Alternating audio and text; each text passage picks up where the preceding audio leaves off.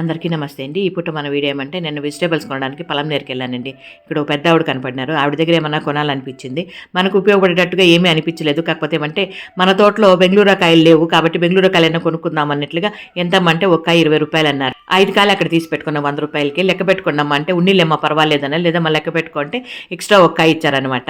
ఇంకా దాన్ని తీసుకునేసి నేనైతే మాత్రం తనకి 100 రూపాయలు ఎక్స్ట్రా వేసి ఇచ్చాను. 200 రూపాయలుగా ఇచ్చాను. ఆమె దండం పెట్టారు.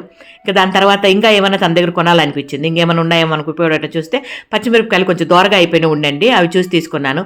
ఎంతమ్మా అంటే నీ ఇష్టం ఎంతన్నా ఇవ్వు చెప్పానని చెప్పారు. దాని తర్వాత 100 రూపాయలు మళ్ళీ ఇచ్చాను పచ్చిమిరపకాయలకి. టోటల్ అక్కడ 300 రూపాయలు ఇచ్చానండి తనకి. కాకపోతే తనకి ఏదో కొండంత ఆనందంగా అనిపించింది. నన్ను చూసి అమ్మ మీరు నా కూతురులాగా ఉన్నారు, కానీ నా కూతురు లేదమ్మా చనిపోయింది అన్నట్లుగా చెప్పారు. చాలా మనసుకు బాధ అనిపించింది. సరే మా బాధపడద్దండి కాసేపు ఓదార్చి మాట్లాడానమాట. ఇదంతా మ్యూట్ ఎందుకు చేశానంటే అక్కడ తమిళ్ మాట్లాడుకున్నామండి. దానికని మన వాళ్ళందరూ తెలుగు వాళ్ళు కదా, దానికని మ్యూట్ చేయాల్సి వచ్చింది. ఓకేనా, థ్యాంక్ యూ.